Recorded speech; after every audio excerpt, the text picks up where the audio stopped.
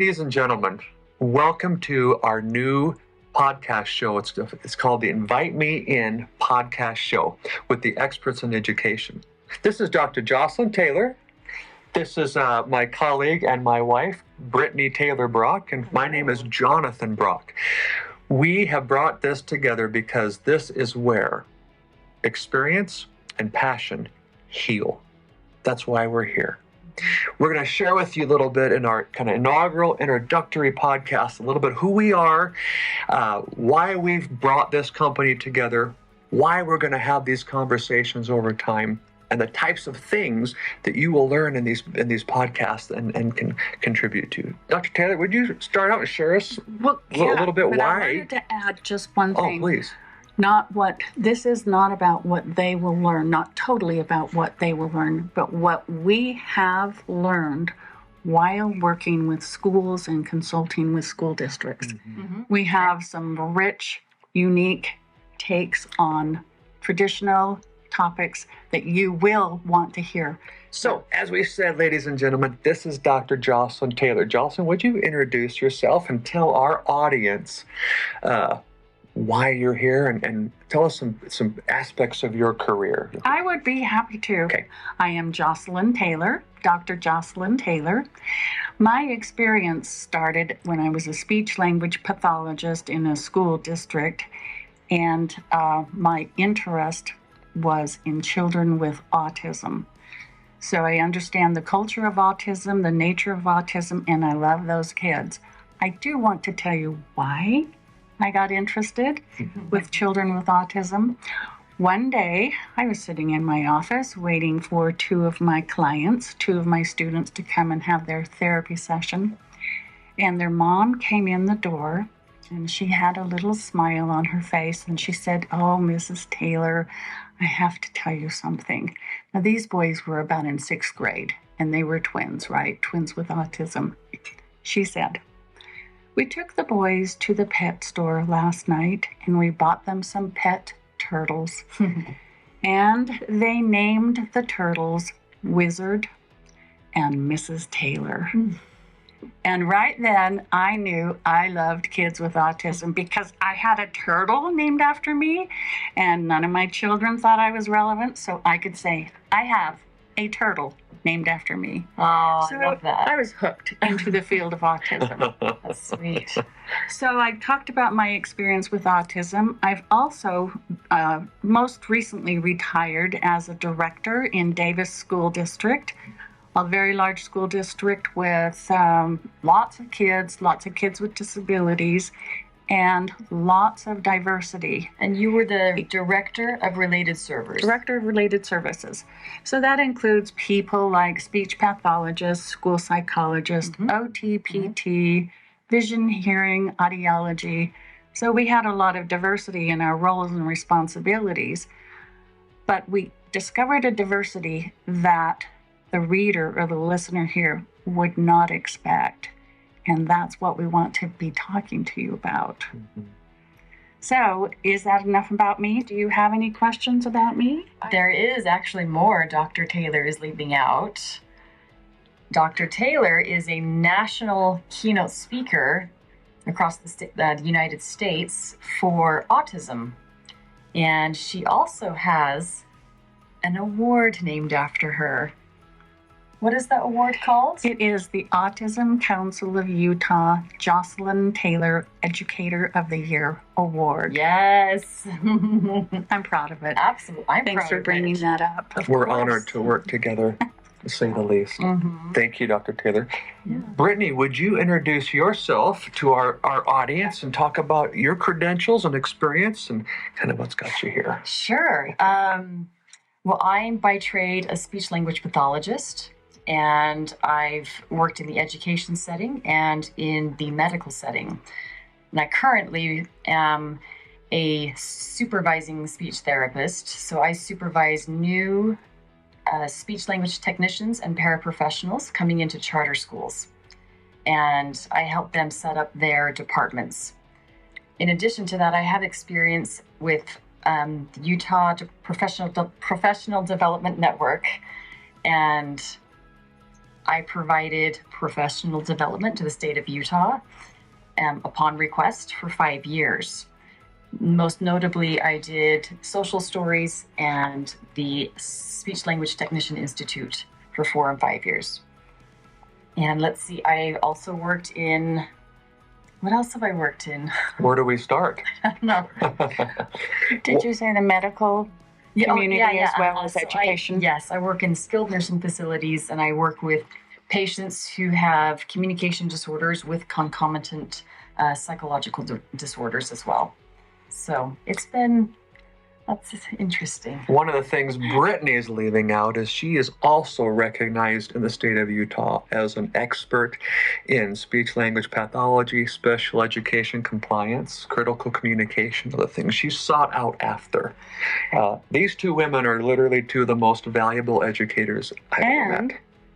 There's another thing that Brittany is leaving out. She is a professional fashion model, and she has many, many covers from all over the world. So that's the mom in me being very proud of that. Yeah, Great. Oh, I like it.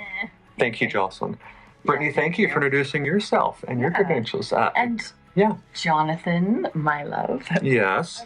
we would love to hear, and the audience would love to hear about you. Oh, well, let's see. My career started working at Great Deluxe Burgers in Lebanon, Missouri in 1993. Oh, I have served as a district superintendent in 2 different states. I've worked as a principal at the elementary, middle school, and high school level. I've been consulting in education and other fields since 2009, and that's been a joy. I've been able to train teachers and district directors. I've trained principals, both as their leader and supervisor, and also in other places as a consultant to other organizations. I've trained business leaders, boards, Chamber of Commerce type places in public industry, and certainly things in like strategic planning, professional learning communities, or continuous improvement. And my passion is teaching leadership growth. Yeah. Love Nice. that. Good. I've written numerous professional essays and have developed multiple training tools of my own intellectual property that I've been able to use with organizations over the years, particularly education, but they apply to every industry. I've spoken at multiple events at state levels and nationally. I've had the privilege of working in the charter school world since 2009, and in that have written 2 charter packages and served as the chairman of the board for one of those as a petitioning charter school here in Idaho. I enjoy working with people in multiple industries. Education is my passion. I am grateful. I hold a current and active superintendent credential and principal credential here in Idaho, and I'm just loving this whole movement. You're making my head spin. So, I don't think that's what that is. I have a question for you. Sure. A question for you, Jonathan. Yeah. Was there a particular story or an incident that happened to you that really got you thinking about culture, about humanity and my place in the world. And Brittany, I need a story from you too. Okay. I told a story about turtles, Okay, go and ahead, that fueled my interest. So, was there a story something that happened to you? You know, a pivotal moment in my life was in high school, the first half of high school at home, where I came from. Wonderful people. They're all my families to this day. Stay in touch with them. But back in the early mid-90s, it was a tough situation to be the only member of a certain faith in an entire community of a different faith. And in high school, actually in 8th grade, for about 2.5 years, I went through some awful bullying. It happened every day, seemed like, and especially in 9th grade. Things came to a head a little later in my life in high school when I was assaulted very viciously and physically and harmed and had to heal because of my faith and my religion. And not only that night where I was actually assaulted and hurt, but the entire experience, it made me realize that I've got to figure out who I am in this world and then figure out a way for my identity to grow and to help other people. Yeah. Brittany, Excellent. what about you? What's your story? What's brought you here? What's your pivotal? Your story, girl? Yeah. What brought me here? Tell the people Okay. what brought you here. All right. Experts in education. Kind of have a longer one, I think. Well, my first degree was not in education. I was living in the UK, and my first degree was actually geology and geography, so I absolutely loved that. I had a place to study a Master's of Meteorology at the University of Birmingham. So I was over there living and was going to become a broadcast meteorologist. And while I was there pursuing that, I got a job at a junior high school, one that had a reputation. And so setting that there for a moment. So I had also been invited while working at this school. I had also been invited to interview at the BBC in London for one of their meteorologist positions. So that was an honor, right? But as I remember driving on the train and heading into London, and there were so many women with their high heels, beautiful, done up, and I thought, wow, these women, they commute 2 hours one way every day in high heels to pursue this career, to work here at the BBC, whether you're an anchor, you're a meteorologist, or whatever it is. And I thought, I don't like that. I love I love the science, but I don't want to work doing that. I like what I'm doing right now at this school. I was a teaching assistant in the English department, and I was assigned. So here, imagine this. I'm an American, and I'm working in a British school. And there are variations and there are differences, even though we speak English. And in that school, I was assigned to work with students from Nepal, France, Germany, Scandinavia, and of course from Britain. And I was kind of baffled. I didn't know, but I wanted to know how to help each of them learn. I knew that they had their own background, their own way, their own traditions, and their own practices and how they learned. And so here they are, they're new, and I could see it in them that they're trying to adapt to this new setting that they're in, that their parents have moved them to, right? But my instincts came over, and I so wanted to know. I was so interested in helping them. And eventually that led me to, I'm going to skip this whole meteorology, maybe being famous from it. And I'm going to get my second bachelor's degree in communication disorders. And then I'm going to get my master's degree. So that's what I did. I just completely switched. And that's how I got to be where I'm at, I guess. So you had all of those cultures not clashing, but mixing. Yeah. And was the teaching working for those kids? Okay. There weren't. I have respect. You and I have talked about that, but I have respect. But you've told me that when you understand the culture, like you had to come at this from a different angle. Here on the front end of this, we have research-based evidence practices that we use to teach.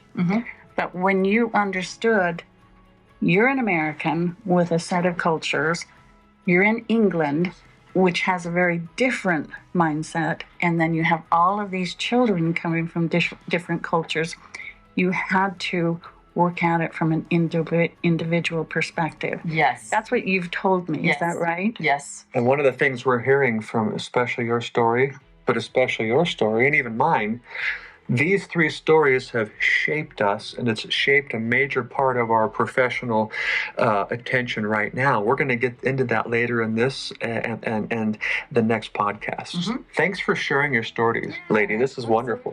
Brittany, would you explain to our audience and our friends in the field out there why we have launched this, why we have developed Experts in Education. What's brought us here? Trauma. Yeah, I'd agree. Trauma has actually brought us here. And we need to elaborate on that. Particularly since COVID, but before and after, teachers, parents, students, administrators, paraprofessionals, whomever, bus drivers, every employee that's involved and every child or student that's involved in education right now, even at the highest level of the state, we're all extremely traumatized. For a lot of reasons. There's a lot of people with very specific pain points that they have to deal with and they don't know how to deal with every day. They walk in and they're constantly being traumatized, but they have to do this because it's their livelihood. Becomes survival mode, and we get into that role, as an employee, a team member somewhere, a leader, whatever it be, we get into that role of survival because we're not changing things at a fundamental, foundational level in places. We're looking at it backwards. So individuals are traumatized whether or not they have a defining moment. Many people do, right? They tell their story of when they were violated or when there was some kind of event in their life. But you're saying that we have collective trauma worldwide, and we want to address this by understanding each child's individual trauma and identify how we can protect the culture of each child. An additional facet to being children-focused through all the traumas that come in the world from birth. We are here, literally, to bring healing and to bring help and actually help you all, if you're needing it, find ways to heal in your company, in your job, in your family, and then find ways to thrive. And we've combined our experience in a hope that we can break through some of this. So I'm going to say, why do we think we can do this?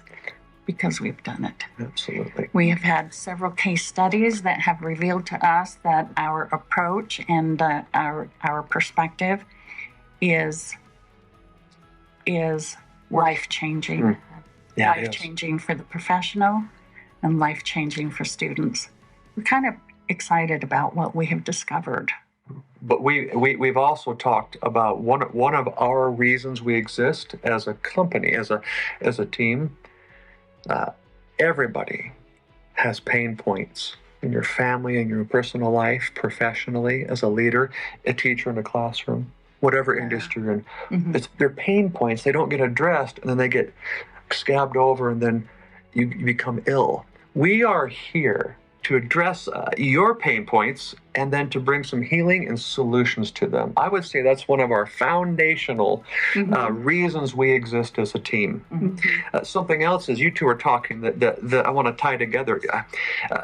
We love this notion of healing. There's been so much trauma the last 2.5 years alone, and then whatever trauma we have in our lives. It's time for us to look at how we heal. It's time to heal. There's still time left to thrive, and there's many great things ahead. We want to help you find those in your field and find ways to thrive again. So with that, we offer, and you will hear in coming podcasts, different examples of our different areas of expertise that we offer. They are many because of our experience, but there is something in particular this last year that has gotten our attention as experts and as people in the field with you.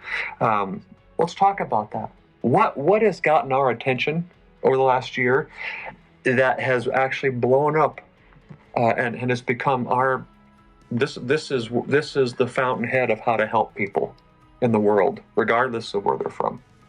In particular, we've all had several critical experiences recently over the last year or several with situations that have to do with cultural sensitivity.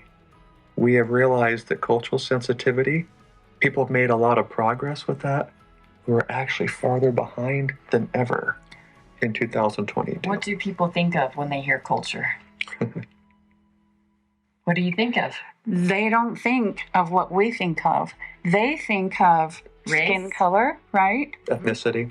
Maybe where And- someone's from. Mhm. Possibly. Maybe. And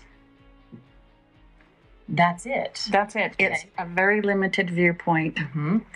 What we're here to share with you is our hot attention right now as a team is on the idea of cultural sensitivity. These critical experiences with culture recently made us realize, why not pool our experience and our love for kids and people And each other. and each other And each other. and develop Fix some it. kind of a framework from a scientific but human perspective about how to understand each other through culture. They're right. Race and ethnicity is only one lens. Just one lens. One. Very And it's small. problematic right now. Here's why it's problematic. I believe that everyone out there, all the educators out there, they've received all kinds of professional development, all kinds of training on race and ethnicity and cultural appropriateness. In addition to, here's what you It's cannot the- say. You can't say this. Yeah, oh, you can't good say point. This because you're going to Don't say this, don't say this. Yeah. And the same trainings happen. They're required by school administration.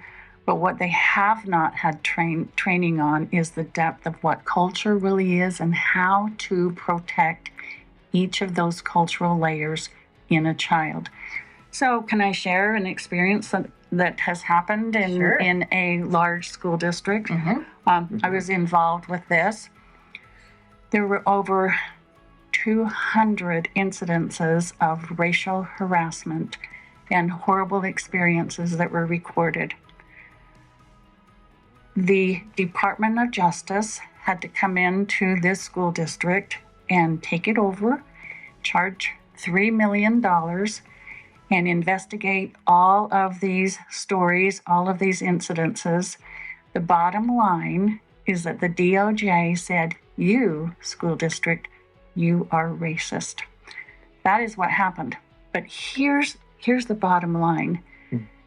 Because people did not know how to respond, they knew in their heart that it was inappropriate. They did not know how to respond, what to do, because parents would get angry. Oh, these kids usually, these are, aren't you making too much out of this? So these 200 incidences went unresolved. What's interesting is that while the employees and students in this school district did not view themselves as haters and as racists, because steps were not taken to stop and prevent, then the school district was labeled as being willfully negligent. So that means you condone it. If you Right. don't stop it, you condone it. That is the law. If you ignore it, Mhm. you condone it. Yeah. One of the problems that these two just said is it's this concept of even good-hearted people who don't have any inkling of a racist or a judgmental tendency towards others. The fact that they really don't have a framework to work with other people, they're labeled as indifferent. This whole idea of being deliberately indifferent, the law says you can be deliberately indifferent to aggression happening, and even if you don't contribute to it and you care about other people, it's seen as being indifferent, and if that happens, you're liable as a person and as an organization, and that's scary. You're liable and you are racist. By law, Yeah, by they law. can claim, they can label someone as racist if they are deliberately indifferent. That means they did not know how to respond. In their heart, they may have felt very, like this isn't right, but because they didn't respond, because they didn't know how, they now are condoning it. That's a very scary place to be. It adds a whole new level of trauma in our current society because some of us don't know how, as a people, to respond to these things. Go ahead, please. And what we've been told after some of our partners that we've worked with, as we've given them a framework to address this, they have said, oh, wow, now I have something. Now I have a way to respond to this. Yes. Let me say something. Yes. When you work in education or in any industry, and your name is even associated with some kind of a derogatory claim or racial discrimination, anything, amen to your career. It Even will if you're stay attached with to you. it. It will stay with you forever. So we do have a framework that we can use. That we can use. To say we are excited about it is an understatement. This has already been out in the world from us with some partners for about 8 months. This is where we're so excited. The rubber, this is where the rubber hits the road. So here's what we're going to do. Please understand, if you haven't already, every human being, including children at schools or anywhere, if you are born on this earth and are breathing, you actually have a culture. You have a cultural framework. As we said earlier, the traditional route of learning other people's culture and then being able to be sensitive, as we call it, it hasn't worked because it only goes into this topic of culture from one lens, and that's through race and ethnicity. That's right. So when you say everyone has a culture, I would bet that everyone that we're talking to does not have a full knowledge of what their culture is and how what it can be protected. Framework is. Okay, good. And how their framework, their own personal framework, can protect them. Yes. So with that, here in a moment, my lovely wife and colleague is going to start to get us into thinking about what cultural framework is through the idea that our own culture is protective. I wanted to share with you, we want to tell you just a little bit of introduction to this. As we said, every human has a cultural framework. If I was an audience member right now and I was really interested in this, I would be thinking, wait, no, every person is ethnic. Every person has an identity. We want to teach you about a model that we've developed that addresses every human's cultural framework. So if you're a teacher, an administrator, working as an assistant... Nuances that I would imagine you've not thought about before. Nuances, yeah. I have to say that. Especially as educators. If we were an educator in the audience, I would be hearing this thinking, wait. I teach 15, 30, or 130 kids a day. Every single one of them has a culture? Absolutely. And that's what we're here to tell you. Again, the traditional approach, it's saturated. Race and ethnicity. It doesn't work anymore. No, it doesn't. We are probably farther behind as a world. Why do I say it doesn't work anymore? Because when we're working with our partners, they will say, yeah, we've had that training. Yeah, we've had that training. Yeah, we've had that training. It's not working. Cultural sensitivity, this or that. The typical implicit bias, the typical, all of those pieces that are well known and out there, but they haven't had the understanding that we are prepared to give you.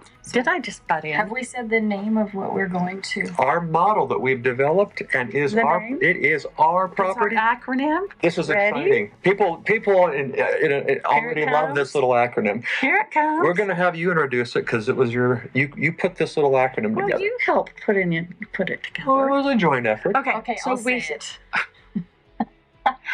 It is our shiverby. Shiverby. It's called shiverby. It is a 7-letter acronym for our protective layers. We pulled it out of a very dense, very packed, complete comprehensive definition of culture. No one can understand that comprehensiveness of a paragraph of words that are written at a high academic level. So not that no one can understand. Well, not as quickly as we can understand shiverby. So, shiverby. It's a cultural framework that represents what we've discovered are at least 7 major hallmarks of every person's personal cultural framework. We're going to get into that in our next podcast, but Brittany is going to introduce this topic of a personal cultural framework as something that is protective, insulating, and even healing, not something to be labeled for. So Brittany, would you introduce to the audience our concept of a person's culture as being protective layers? Okay. So we found ourselves talking about systems and how when systems are running and they're all working congruently together, everything flows. Everything is doing as it is supposed to, right? We agreed that the most constant system and stable system is the Earth and its dynamic interaction among its protective layers. So, do you guys have any idea what I mean by a protective layer? Or guesses? The ozone? Think about your 9th grade geography. Yeah, okay. And I was skipping that. ozone? Anyway. You said ozone? The ozone comes to mind as a Atmosphere. protective layer. Okay. Atmosphere. Okay, good. So those are both correct. The first one, though, is the most important one, and it's the shiverby. Okay. The Earth has at the center what we call an inner core. It's hot. It's a place of unimaginable heat and pressure, yet its existence is absolutely crucial to life on Earth. Okay. Think of the Earth's core like a battery. It powers up, so as the Earth's core is functioning and the Earth is in rotation, it actually starts to power up from internal to external. It powers up the electromagnetic field that surrounds the Earth. Okay. I knew none of this before we started working. I'm doing this because This is I'm amazing. mimicking like what it's doing in the picture that I have here, and that will probably be up. Well, that's what the Earth looks like. Is how you do that with your hands. So I'm sure it makes sense for everybody. I'm good with this. So that core, is that like the child's core? Yes. Okay. I'm just trying to stay with you. With the Earth core, yeah. The Earth core can be like the child's core. That's their shiverby. And it needs to be protected, and it needs to be balanced and working, right? A healthy homeostasis. And let me say this, that child's core, the Earth's core, can then use or be used as protective layers. Okay, if it's healthy We'll go on. and protected. If an adult understands what that cultural framework, that shiverby actually is. These protective layers of the Earth, one of them is actually an internal layer, the core. So we all, if you're familiar with geologic understanding and geographic understanding, I guess, the Earth has an inner core, and it's extremely, there's unimaginable heat and pressure in this core, but the existence of it is extremely crucial to life on Earth. Earth's core, it acts as a battery, powering up the magnetic fields then that's around the Earth to protect us from solar wind. Do you guys know what solar wind is? It's a very strong breeze from the sun. It's not good. Is Is it hot? Yeah. Is it destructive? I don't know. It's particles of radiation, charged particles that shoot off from the So we don't corona. want them to hit the core. So the Earth's core is doing something to protect the surface. Just like the Yes. child's core is doing something to protect himself against the surface and against harmful events and stereotypes and experiences that can harm. Yeah? And their core is their cultural framework. What's interesting is that core on the Earth, it actually generates 2 protective layers, okay? But the ultimate protection of Earth's exterior, where life exists, comes from the inner. Okay, so just keep that in mind. So then we have the magnetic field that develops. Earth's core has just the right balance of liquid and solid, okay? Solid inner core, liquid outer core, allowing for the core to be a perfect electrical conductor generating electrical currents which create and drive the magnetic field. Similarly, though, the magnetic field protects the Earth by deflecting and absorbing the radiation from solar wind. If we did not have a magnetic field to protect us from solar wind, what would happen? Let's look at that question They would die. in terms They would all die. of people and It would students. slowly Well, yeah. destroy. Yeah. No, listen, it would slowly destroy the atmosphere.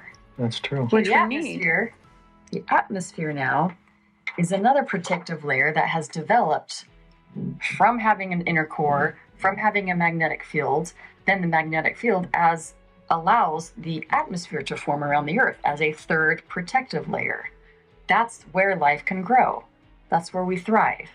Okay. So our core, whatever it is, and in our context, a shiverby, a cultural framework, Mm-hmm. that actually provides protection and insulation to who we are. Mm-hmm.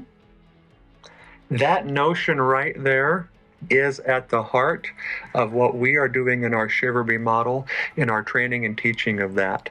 Yes. And I also add, Mhm. if that core is interrupted or disturbed or shamed or whatever it is, the Earth's core, that will have consequences to where the magnetic field will dissipate, and then rays will come through, they will destroy the atmosphere, and then life on Earth is So you're gone. saying Mhm. you're saying that the child's core can have adverse events like shame and I don't know. those adverse experiences, and if their core is healthy and is surrounded by protective layers, which are the shiverbys, Mm-hmm. you're saying that we can heal.